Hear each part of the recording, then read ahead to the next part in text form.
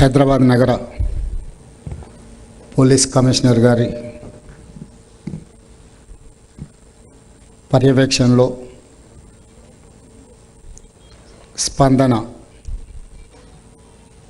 మహిళలకు పిల్లలకు తక్షణమే రక్షణ కల్పించాలన్న ఆలోచనతోటి ఈ కార్యక్రమాన్ని ఏర్పాటు చేసి ఈ కార్యక్రమంలో నాతో పాటు ముఖ్య అతిథులుగా పంచాయతీరాజ్ శాఖ మంత్రివర్యులు శ్రీమతి ధనసరి అనసూయ సీతక్క గారిని, తెలంగాణ రాష్ట్ర డీజీపీ శివధర్ రెడ్డి గారిని, రాజ్యసభ సభ్యులు మిత్రులు అనిల్ కుమార్ యాదవ్ గారిని, మరో రాజ్యసభ సభ్యులు వేం నరేందర్ రెడ్డి గారిని, ఇతర పోలీసు ఉన్నతాధికారులను, జంట నగరాల పీస్ కమిటీ సభ్యులను, నగర ప్రముఖులందరినీ ఆహ్వానించి ఒక మంచి కార్యక్రమాన్ని అభివృద్ధి చెందిన దేశాలలో మహిళలకు అదేవిధంగా పిల్లలకు భద్రత రక్షణ కల్పించడం ప్రభుత్వాలు బాధ్యతగా భావించి ఏ దేశంలో అయితే మహిళలకు పిల్లలకు భద్రత రక్షణ కల్పిస్తున్నారో ఆ దేశాల యొక్క అభివృద్ధి అత్యంత వేగంగా జరుగుతుంది. ఈరోజు తెలంగాణ రాష్ట్రము లేదా ఈ దేశంలో దేశ స్వతంత్రం వచ్చిన తర్వాత ఆనాటి మొట్టమొదటి ప్రధాని, అదేవిధంగా డాక్టర్ బాబాసాహెబ్ అంబేద్కర్ గారు, మహాత్మా గాంధీ గారు రాజ్యాంగాన్ని రాసుకోవాలి, ఈ దేశాన్ని పరిపాలించడానికి అవసరమైన చట్టాలను శాసనాలను చేయాలి, అందులో ఎవరెవరికి హక్కు ఎవరెవరికి బాధ్యత ఎవరెవరిని పాత్రదారులుగా నిర్ణయించాలో చర్చ జరిగినప్పుడు మొట్టమొదటిసారి దేశంలో మహిళలకు ఓటు హక్కు ఇవ్వడం జరిగింది. అమెరికా లాంటి అభివృద్ధి చెందిన దేశాలలో మహిళలకు ఓటు హక్కు ఇవ్వడానికి 150 సంవత్సరాలు పట్టింది. మహిళలు తమ హక్కు కోసం, ఓటు హక్కు కోసం అమెరికా లాంటి అభివృద్ధి చెందిన దేశంలోనే సాధించుకోవడానికి చాలా సమయం పట్టింది. కానీ భారతదేశం స్వతంత్రం వచ్చిన ఎంబడే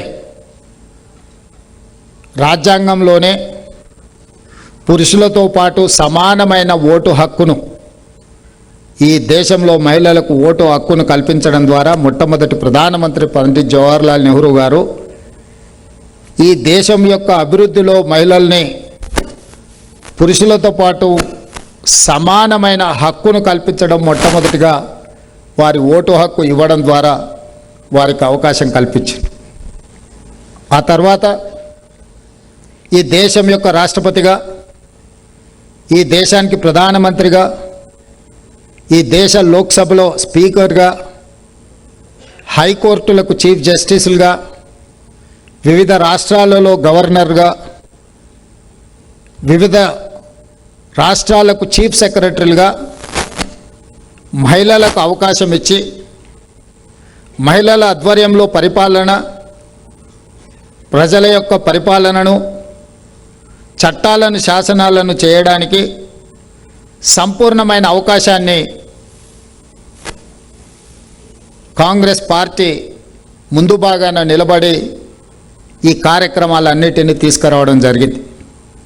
అదేవిధంగా మహిళలకు విద్యా ఉద్యోగాలలో రిజర్వేషన్లే కాకుండా స్థానిక సంస్థల్లో మహిళలకు రిజర్వేషన్లు ఇవ్వాలి,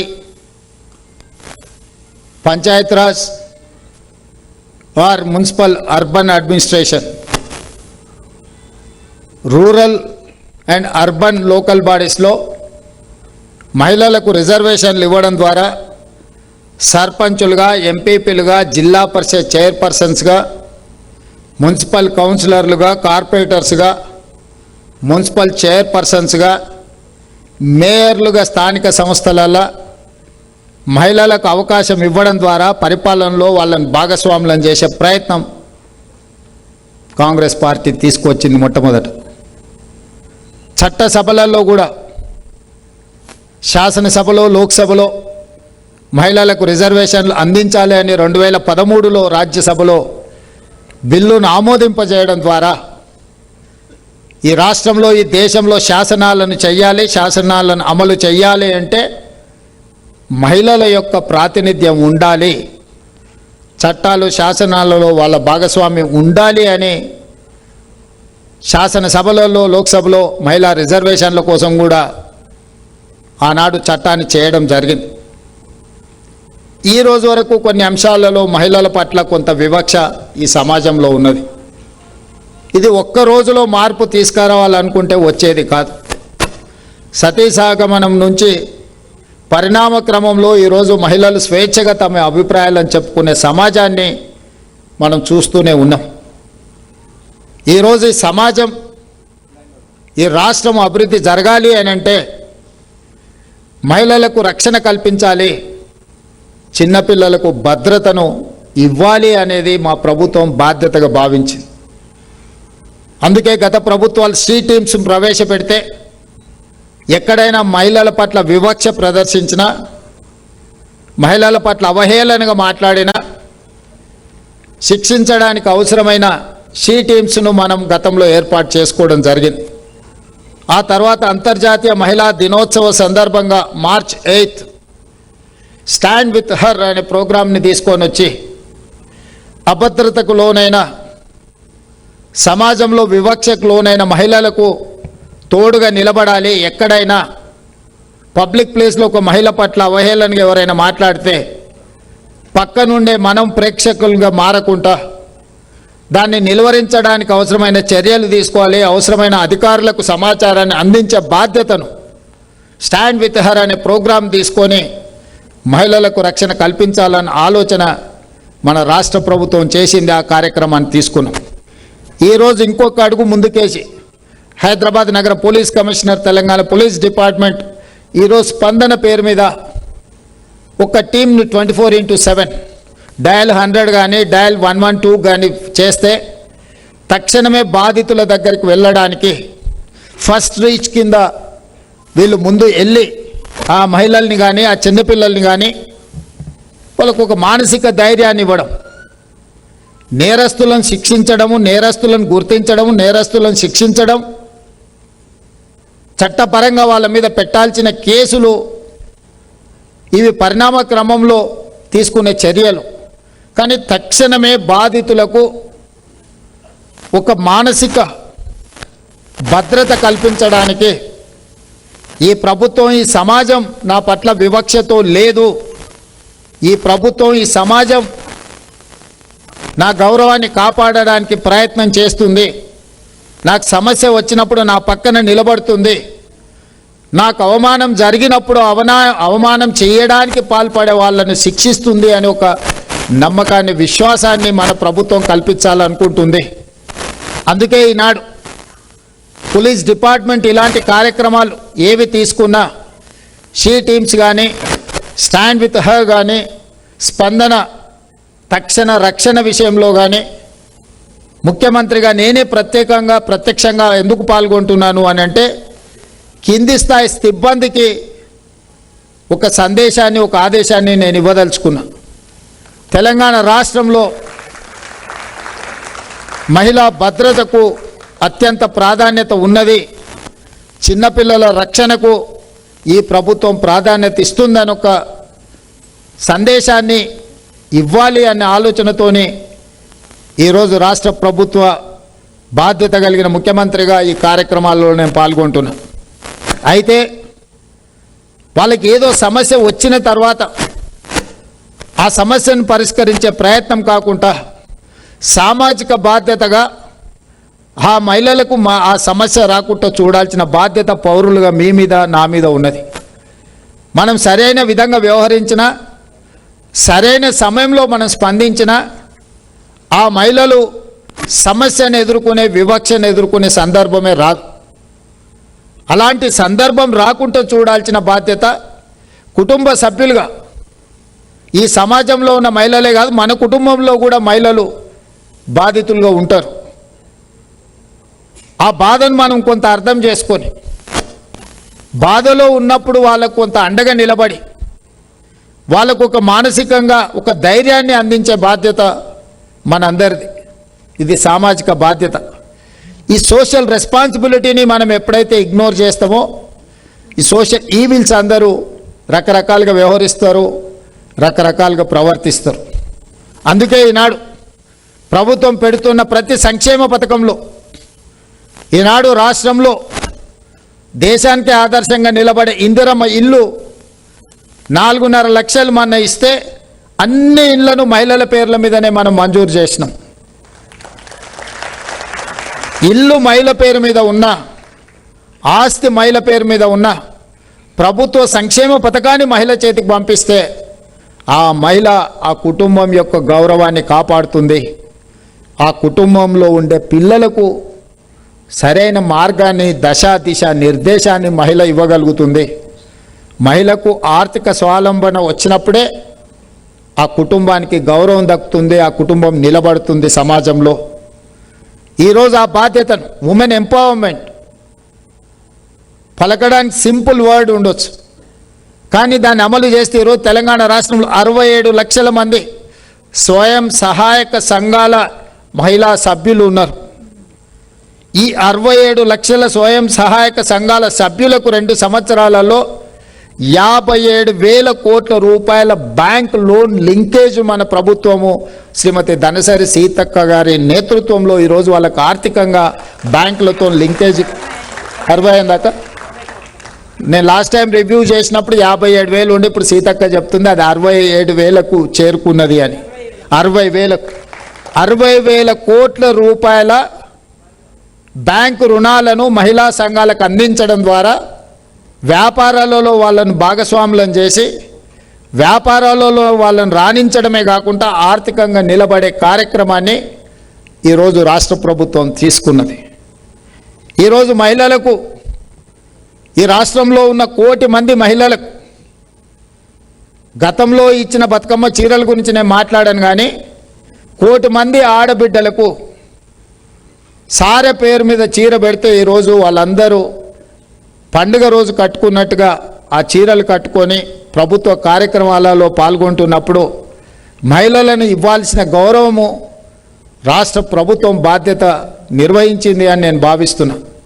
అదేవిధంగా ఈ రాష్ట్రంలో 10,000 ఆర్టీసీ బస్సుల్లో 28 నెలల్లో మహిళలకు మహాలక్ష్మి పథకం ద్వారా ఉచిత ప్రయాణాన్ని అందిస్తే ఈ 28 నెలలలో రాష్ట్ర ప్రభుత్వము మహిళల యొక్క ఉచిత బస్సు ప్రయాణానికి 10,000 కోట్ల రూపాయలు ఖర్చు పెట్టిన రాష్ట్రం ఈ దేశంలోనే తెలంగాణ రాష్ట్రం. మహిళ ఆర్థికంగా ఎదగాలి అనంటే, మహిళ ఆడపిల్లలు చదువులకు వెళ్ళాలి అనంటే, చిన్న చిన్న ఆర్థిక సమస్యలతోని చితికిపోతున్న కుటుంబాలకు ఉద్యోగం చేసుకోవడానికైనా, ఉపాధి చేసుకోవడానికైనా, చదువుకునే పిల్లలు స్కూళ్ళు కాలేజీలకు వెళ్ళాలన్నా ఉచిత రవాణా సౌకర్యాన్ని రాష్ట్రంలో మన ప్రభుత్వం అందించి పకడ్బందీగా ఈరోజు అమలు చేయడం వల్ల ఈ 28 నెలల 10,000 కోట్ల రూపాయల ఆర్థిక సౌలభ్యము ఆడపిల్లలకు ఇచ్చినాం. 10,000 కోట్లు వాళ్ళ తరఫున నేను ఆర్టీసీకి చెల్లించిన అంటే 10,000 కోట్ల రూపాయలు మహిళలు వాళ్ళ నగదును వాళ్ళు భద్రపరుచుకున్నట్టు, మిగిలించుకున్నట్టు, అది వాళ్ళ సేవింగ్స్. ఆ సేవింగ్స్ ఇంకొక రూపంలో వాళ్ళకు ఉపయోగపడతాయి.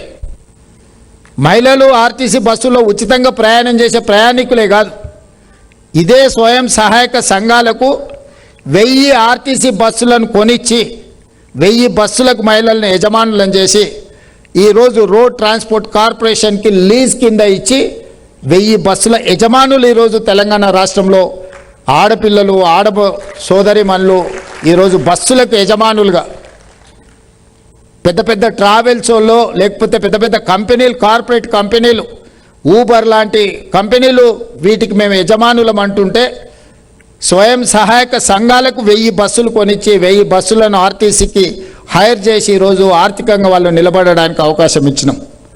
రెన్యూబుల్ ఎనర్జీ గురించి ఇక్కడ ఇండస్ట్రియల్ పార్ట్నర్స్ ఇక్కడ ఉన్నారు. రెన్యూబుల్ ఎనర్జీ గురించి, సోలార్ ఎనర్జీ గురించి మనం చాలా సందర్భాలలో మాట్లాడుకుంటాం. సోలార్ ఎనర్జీ గురించి మాట్లాడితే మొట్టమొదటి వచ్చే పేర్లు అదానీ, అంబానీ. అదానీ, అంబానీలే ఈ బిజినెస్ పెట్టుకోగలుగుతారు అని అందరూ అనుకుంటున్నారు. కానీ తెలంగాణ రాష్ట్రంలో ఇదే స్వయం సహాయక సంఘాలకు 1000 మెగావాట్ల సోలార్ విద్యుత్ ఉత్పత్తి చేసి రాష్ట్ర విద్యుత్ శాఖకు సరఫరా చేయడానికి ఒప్పందాలు చేసి వాళ్ళకు అవసరమైన భూములు కేటాయించి వాళ్ళకు అవసరమైన బ్యాంక్ లింకేజ్ ఇచ్చి ఈరోజు 1000 మెగావాట్ సోలార్ పవర్ ఉత్పత్తి చేసే శక్తిని ఈరోజు మహిళలకు అందించి అదానీ, అంబానీలతోని తెలంగాణ ఆడబిడ్డలు పోటీ పడడానికి ఈరోజు తెలంగాణ రాష్ట్ర ప్రభుత్వం అవకాశం ఇచ్చింది. రాష్ట్రం నలుమూలల ఇందిరమ్మ క్యాంటీన్లు ప్రభుత్వ కార్యాలయాలు, మీరు మున్సిపల్ ఆఫీస్కి వెళ్ళండి, కలెక్టర్ ఆఫీస్కి వెళ్ళండి, సెక్రటేరియట్కి వెళ్ళండి, you go anywhere in the state, any government office, అక్కడ క్యాంటీన్లు ప్రైవేట్ వాళ్ళ చేతులు ఉంటాయి. నేను వచ్చిన తర్వాత వీటన్నిటిని తీసేసి ఇందిరా మహిళా శక్తి క్యాంటీన్స్ కింద అన్ని రాష్ట్ర ప్రభుత్వ కార్యాలయాలలో ఈ మహిళా శక్తికి స్వయం సహాయక సంఘాలకు క్యాంటీన్లు ఇచ్చి వాళ్ళే నిర్వహించుకునే విధంగా ఈరోజు వాళ్ళకు వ్యాపార అవకాశాలు మనం కల్పించినాం. ప్రతి జిల్లాలలో జిల్లా స్థాయిలో మహిళా సంఘాలకు భవనాలు కట్టించి వాళ్ళ వ్యాపారాల గురించి వాళ్ళ అభివృద్ధి కోసం మహిళలు చర్చించుకోవడానికి ఈరోజు మనం అవకాశం కల్పించినాం. ఈరోజు పెట్రోల్ బంకులు ఎవరో బిజినెస్ ఉన్న వాళ్ళు, ల్యాండ్ లార్డ్స్ మాత్రమే పెట్రోల్ బంకులు పెట్టుకుంటారు. కానీ నారాయణపేట వివిధ జిల్లాలలో పెట్రోల్ బంకులకు వాళ్ళకి స్థలం ఇచ్చి మొత్తం మహిళా సంఘాలే పెట్రోల్ బంకులు నిర్వహించుకోవడానికి పూర్తిగా ఎంపవర్ చేసి ఐఓసి లేకపోతే భారత్ పెట్రోలియంతో మాట్లాడి పెట్రోల్ బంక్స్ వాళ్ళకి ఇప్పించి ప్రభుత్వం భూమి ఇచ్చి ఆ కంపెనీలతో వాళ్ళకు ఒప్పందం చేయించి ఈరోజు మహిళా సంఘాలే పెట్రోల్ బంకులు నిర్వహించుకునే పరిస్థితి తెలంగాణ రాష్ట్రంలో మనం కల్పించినాం.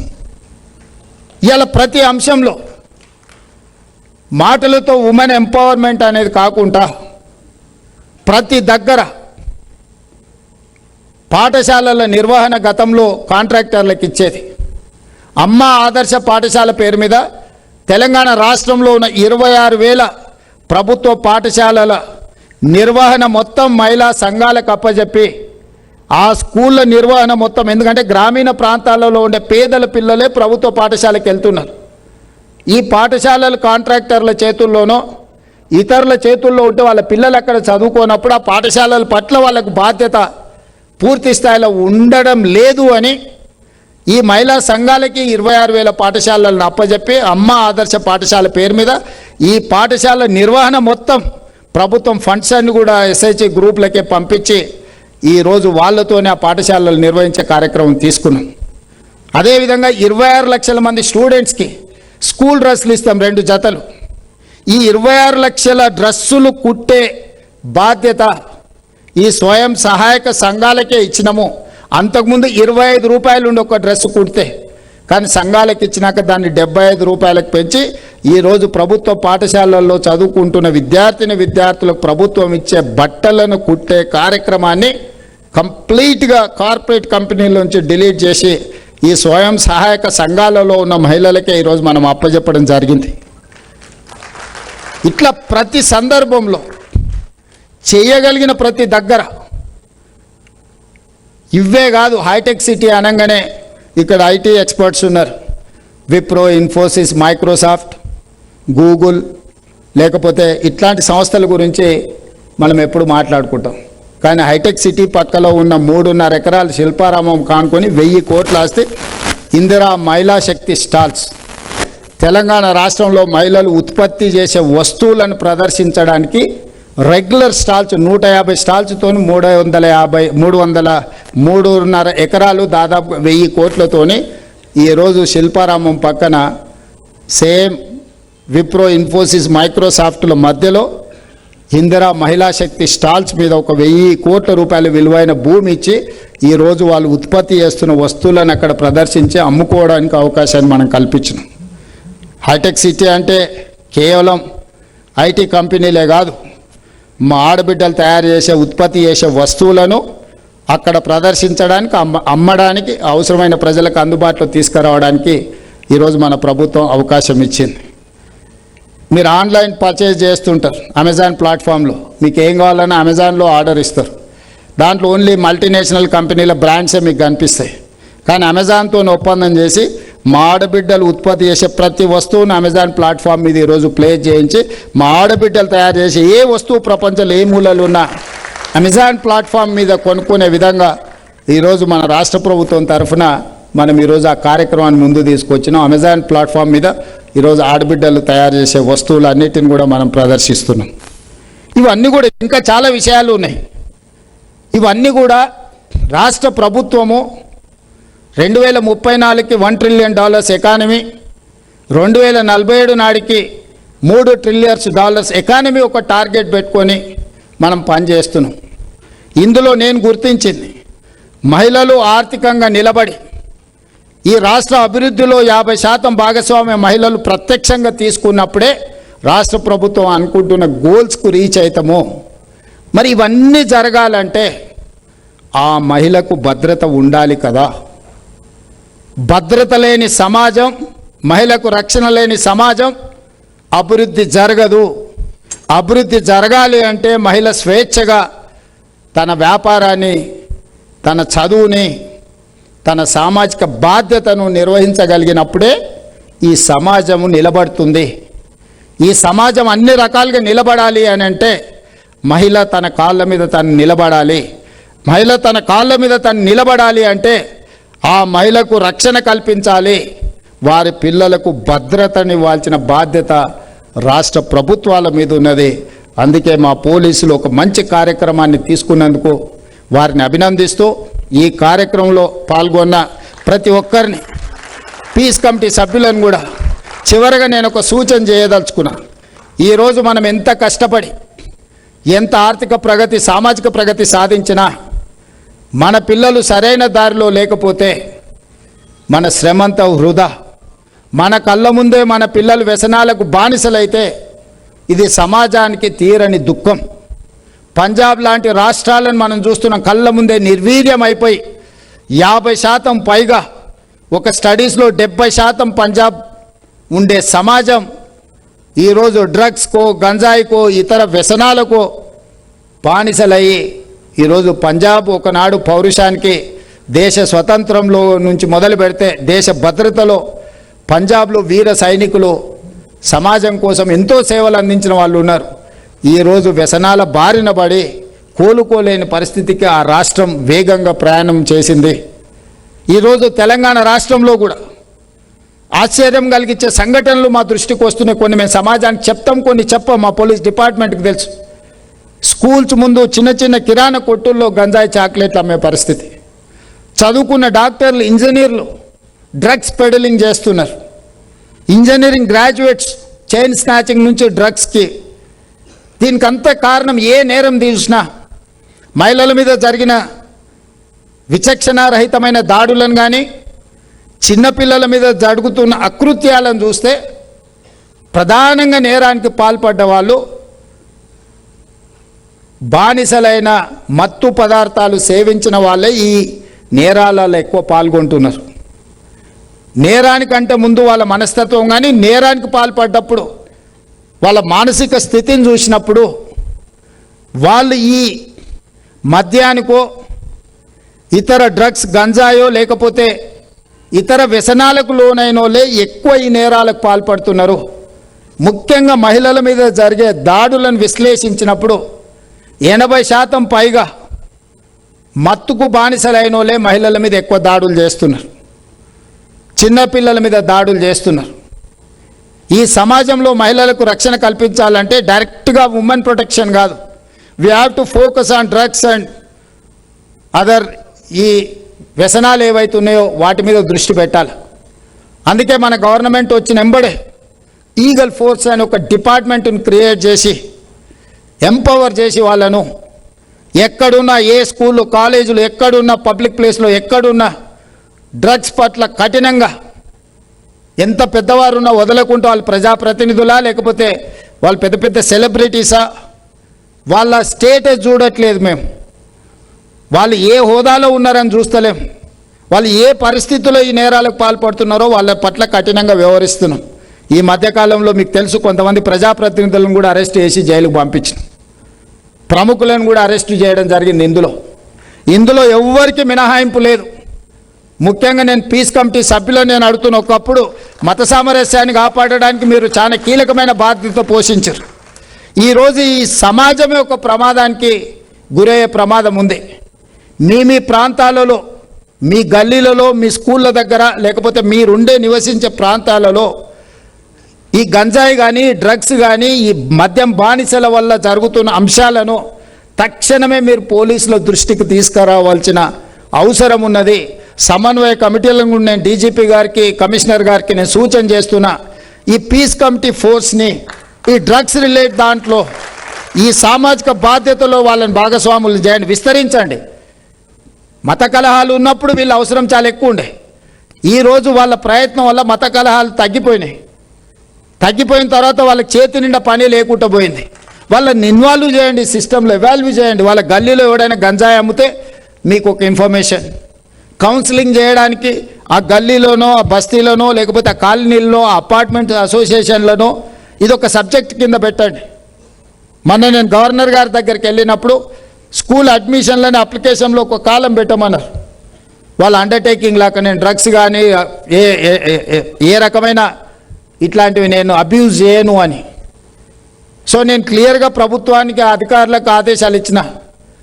ఈరోజు రేపటి భవిష్యత్తులో గవర్నమెంట్ కానీ, ప్రైవేట్ స్కూల్స్ కానీ ఒక కాలం కింద ఖచ్చితంగా వాళ్ళ అండర్టేకింగ్ ఇవ్వాలి.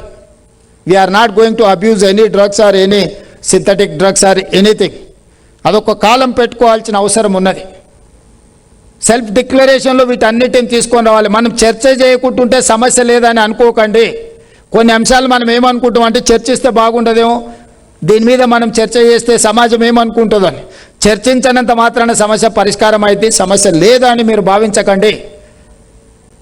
ఈరోజు మాట్లాడాల్సిన పరిస్థితి వచ్చింది. ఒకప్పుడు మహిళల మీద జరిగే దాడులు గృహహింస కిందనో, కుటుంబ హింస కిందనో ఇంట్లోనే ఒక పరిధిలో ఉండేది. ఈరోజు కొంచెం ఓపెనపై మాట్లాడే పరిస్థితి వచ్చింది, సిస్టమ్ వాళ్ళకు నిలబడే పరిస్థితి వచ్చింది. అట్లనే ఈరోజు డ్రగ్స్ రిలేటెడ్ ఇష్యూస్లో కూడా మన పిల్లలైనా, మంది పిల్లలైనా వాడు గంజాయి కానీ, డ్రగ్స్ కానీ ఇట్లాంటి వ్యసనాలకు లోనైతే వాళ్ళని ఎట్లయితే మహిళలకు రక్షణ, భరోసా లేకపోతే ఇతర సెంటర్లకు ఎట్లా పంపుతున్నామో ఈరోజు రిహాబిలిటేషన్ సెంటర్స్ను కూడా మనం పెద్ద ఎత్తున ప్రారంభిస్తున్నాం. డ్రగ్స్ రిలేటెడ్ ఎన్జిఓలను, కార్పొరేట్లను కూడా భాగస్వాములను కాండని నేను చెప్తున్నా. మనం ఎంత సాధించినా మన పిల్లలు వ్యసనాలకు లోనైతే మన జీవితకాల విజయము ఒక్క క్షణంలో కుప్పకూలిపోతుంది. ఎవరెస్ట్ అంత ఉన్నత శిఖరాల నుంచి అదా పాతాళానికి తల్లిదండ్రులుగా మనం పడిపోతాం. ఈ బాధ్యతను ఎప్పుడైతే మనం నిర్వహించలేదో ఈ సమాజానికి మనము అన్యాయం చేసిన వాళ్ళం అవుతాము. దయచేసి ఇక్కడ ఉన్న నగర ప్రముఖులందరికీ నా విజ్ఞప్తి ఒక్కటే, ఈ మత్తును వదిలించాల్సిన అవసరం ఉన్నది. అవసరమైతే కఠినంగా వ్యవహరిద్దాం. ఎంత వారున్నా కూడా వాళ్ళని ఎంత సెలబ్రిటీ అంత ప్రజలలో నించోబెట్టి శిక్షిస్తే ప్రజలకు ఒక సమాచారం, ఒక సందేశం ఇచ్చిన వాళ్ళం అవుతాం. సామాన్యులను 1000 మందిని మనము కేసులు కట్టి జైలుకు పంపించినా చర్చ రాదు. ఇట్లాంటి నేరాలకు పాల్పడుతున్న 2 ప్రముఖులను తీసుకెళ్లి జైలు వేస్తే ప్రజలందరికీ ఓహో ప్రభుత్వం కఠినంగా ఉన్నది, ఎవరిని వదలదు అనే ఒక సందేశాన్ని ఇచ్చిన వాళ్ళం అవుతాం. అందుకే మా పోలీసు ఉన్నతాధికారులందరికీ నేను సూచన చేస్తున్నా, ఎంత పెద్ద సెలబ్రిటీ ఇందులో ఉంటే అంత ఫాస్ట్గా రీచ్ అవ్వండి. తీసుకొచ్చి చెర్లపల్లెనో, చెంచల్గూడలను కూర్చోబెట్టుండ్రి. కేసుల మీద కేసు కట్టి లోపలనే ఉంచండి, 1 సంవత్సరం వరకు బయటకు వెళ్ళకుండా. అప్పుడు ఈ సమాజంలో ఒక బాధ్యత వస్తుంది, భయం వస్తుంది. బాధ్యతనని ఉండాలి, బాధ్యత లేనోని భయపెట్టైనా మీరు కంట్రోల్ చేయాలి. భయము బాధ్యత లేనప్పుడు విచ్చలవిడితనం వస్తుంది. ఈ విచ్చలవిడితనాన్ని ప్రభుత్వం సహించదు. నేను స్పష్టంగా తెలంగాణ రాష్ట్ర ముఖ్యమంత్రిగా తెలంగాణ ప్రజలకు నేను చెప్పదలుచుకున్నా, ఇలాంటి నేరగాళ్ళ పట్ల ఈ ప్రభుత్వం కఠినంగా వ్యవహరిస్తుంది. మీరెంత పెద్ద రాజకీయ కుటుంబమైనా, ఎంత పెద్ద వ్యాపారవేత్తల కుటుంబమైనా, ఎంత పెద్ద ఉన్నతాధికారులకు సంబంధించిన వాళ్ళైనా, I don't care anyone, I don't spare anyone. It is clear and loud. నేను అధికారులకు కూడా, డీజీపీ గారి, కమిషనర్స్కి అందరికీ నా ఆదేశాలు, ఇలాంటి వాళ్ళను మొట్టమొదట శిక్షించాలి. వీళ్ళని శిక్షిస్తే మిగతా సమాజం ఆటోమేటిక్గా దారిలో పడుతుంది. కాబట్టి మహిళలకు రక్షణ, మహిళల మీద జరిగే దాడులకు ప్రధానమైన కారణము వ్యసనాలు, వ్యసనానికి లోనైన బానిసలు, డ్రగ్స్ కావచ్చు, మత్తు ఏదైనా. దీన్ని నియంత్రించాల్సిన అవసరం, నిరోధించాల్సిన అవసరం మన మీద ఉన్నది. ఈ స్పందన కార్యక్రమం, స్టాండ్ విత్ హర్ కావచ్చు, షీ టీమ్స్ కావచ్చు, ఇతర ఏదైనా మహిళల కోసం ఏది చేసినా ఈ రాష్ట్రంలో మహిళకు రక్షణ ఉంది.